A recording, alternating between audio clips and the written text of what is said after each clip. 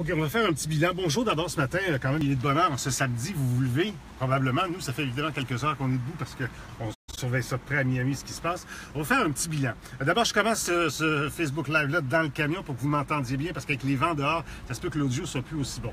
On est ici depuis tôt ce matin. On a essuyé 2 ou 3 bonnes bandes de pluie et de vent, mais c'est vraiment les premières bandes. L'œil de l'ouragan est encore sur Cuba. Ça, c'est important parce que tant qu'il est au-dessus de la Terre, il perd en intensité. C'est-à-dire que des vents de 265 km/h au courant des dernières heures, on est passé à 215. Même que José, qui est derrière, est maintenant plus fort que Irma.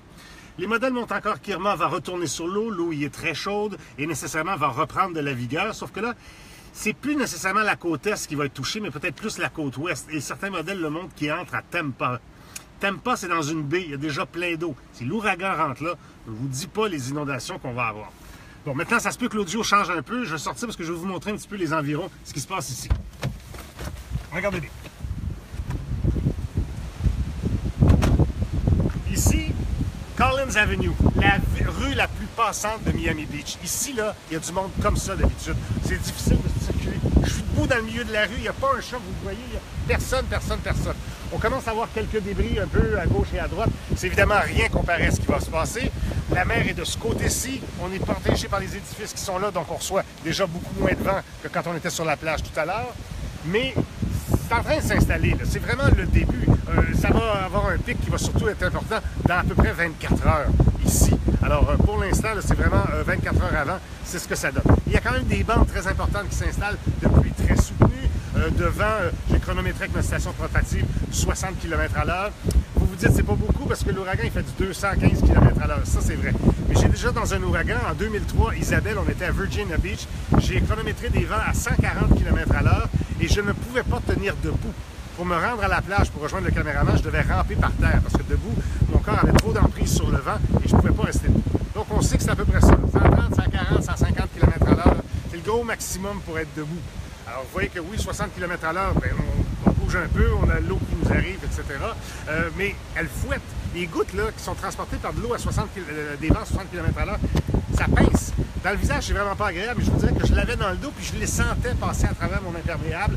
Pas que l'eau passait, mais les coups que ça donnait, là, ça pinçait aussi un petit peu. Donc, c'est quand même un début, mais c'est un début qui est peut-être modeste comparé à ce qui va arriver, mais ça va pas évidemment rester comme ça.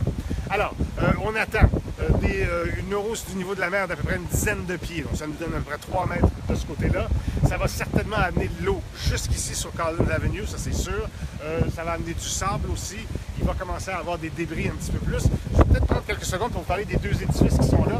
C'est quelque chose d'intéressant. Vous en voyez un qui est vraiment beaucoup plus âgé et en moins bonne santé, comparé à celui de droite qui est déjà beaucoup plus en santé. Bon, celui de gauche, évidemment, n'a pas de fenêtre, semble être en réfection. Il se pourrait qu'il y ait des morceaux qui s'en détachent, mais celui de droite, lui, est complètement vitré. Là, les vitres vont-elles résister à ces vents-là? Je suppose qu'il y a un code du bâtiment ici en Floride. On ne s'installe pas là et on met des vitres partout. S'il y a un risque, ils savent très bien qu'il peut y avoir des ouragans ici. Il doit y avoir un code du bâtiment qui fait que ça peut résister. Plus on est en haut, plus moins il y a de débris, parce que les débris vont rester un petit peu plus au sol. Mais plus on est en haut, plus les vents vont être forts parce qu'il y a moins de friction avec le sol. Comme vous voyez, là, c'est vraiment là, bonnet blanc et blanc bonnet. Là, hein? Alors, ça s'installe de plus en plus. Il est encore sur Cuba. Là, il est encore au-dessus de la terre, donc il perd un peu en intensité. Il s'en va dans les eaux chaudes. Il passe plus dans le milieu de la Floride. Les modèles le font passer côté golfe du Mexique. Faire son entrée vers Tampa, ce serait demain soir vers 23 h. Nous, ce qu'on va faire, on va vous expliquer le problème qu'on a. On a besoin de piles pour faire fonctionner le système qui envoie les images à Montréal. On a besoin de pouvoir pour faire fonctionner la caméra, faire fonctionner les micros, tout ça. Ça prend des piles. Les piles, on ne peut pas les recharger. On utilise le camion. Vous voyez ici, notre camion, notre unité. Et elle a des prises là-dedans qui nous permettent de recharger. Sauf que le problème, c'est que le camion tourne. Si le camion ne tourne pas, je n'ai pas d'électricité. Donc, il faut faire tourner le camion. Si je fais tourner le camion, je dépense de l'essence. Si je dépense de l'essence, je ne sais pas où je vais en retrouver. Oui, j'ai une certaine réserve, mais j'ai besoin de cette réserve-là, au moins jusqu'à lundi. C'est sûr que demain, j'en trouverai pas. Peut-être que je vais avoir une chance, vers midi aujourd'hui, un peu à l'intérieur des terres, de trouver une station qui en aura. Deux questions. 2 questions. On rappelle, on est où? Oui, on est à Miami Beach, sur la Collins Avenue. Puis les gens s'inquiètent dans le fond à savoir est-ce qu'on se cache quand l'ouragan va s'intensifier?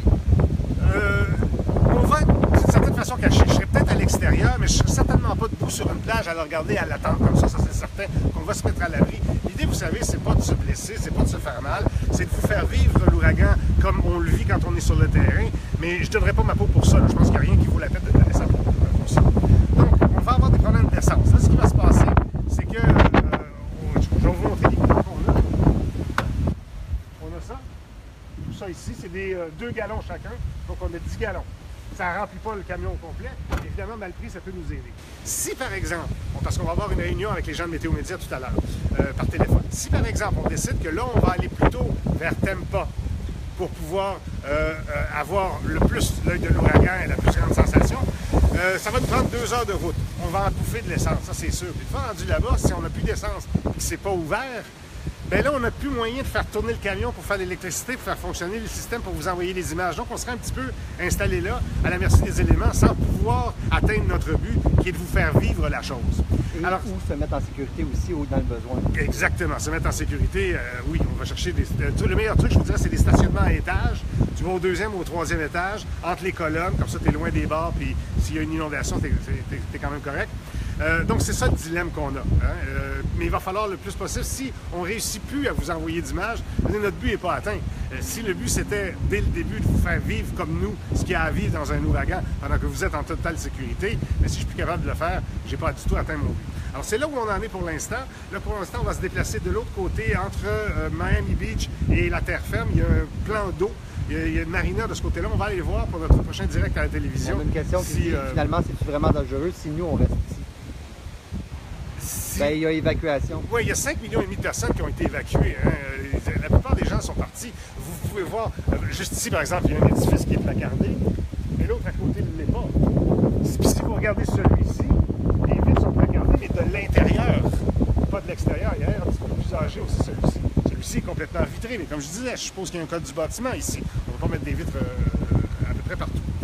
Donc, on va aller voir de l'autre côté, voir si la marina a commencé à enfler, si les bateaux ont commencé à monter.